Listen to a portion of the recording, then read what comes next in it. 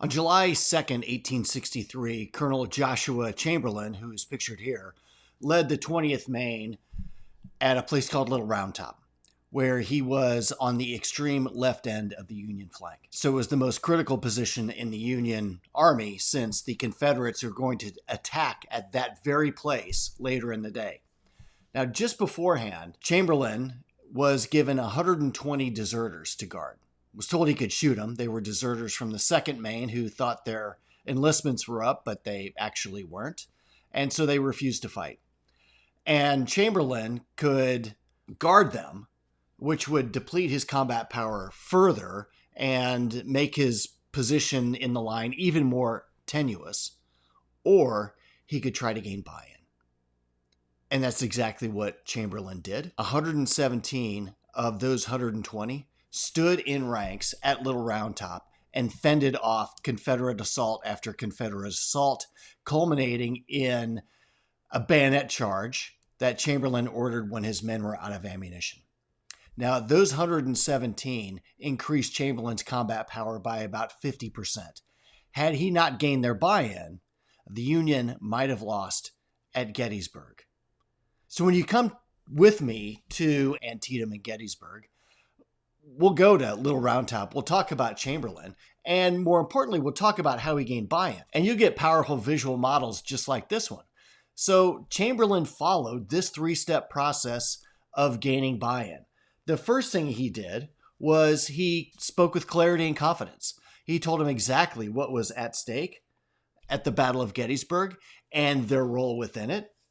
He gave them confidence that he knew what he was doing, that he was going to employ them and take care of them competently. And finally, he appealed to their self-interest, that instead of being eligible for the death penalty, he would advocate on their behalf that they stood in ranks and fought. So he appealed to their self-interest. They felt they were better off by standing in ranks and fighting than they would be continuing to desert.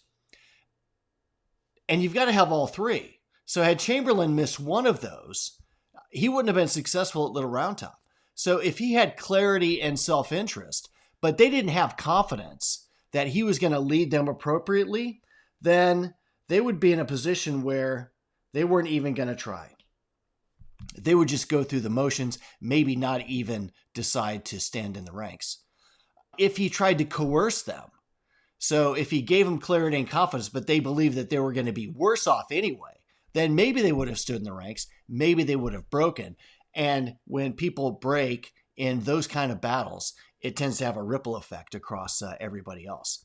And then finally, had he not provided that clarity about what he wanted them to do and what was at stake, there could have been confusion, which again may have resulted in them staying on the sidelines or breaking and running.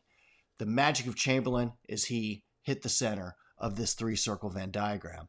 And so we're going to go to Little Round Top and we're going to talk about gaining buy-in using Chamberlain's story. And then we're going to apply this to your business. So use this as a diagnostic tool, and you also use it as a way to get everybody on the same page when something's missing and take the action steps necessary to get your organization and the change that you want to make right in the center. So if you're ready to blaze a new trail and close the gap between your organization's performance and its potential so that you can make an even greater, enduring, transformative contribution, then let's have a conversation about whether the Leader's Edge strategic leadership lessons at Antietam and Gettysburg is the right fit for you. So just give me an email, chris@chriscalenda.com, or send me a direct message, and we'll talk through and see if this is the right fit for you. I look forward to seeing you there.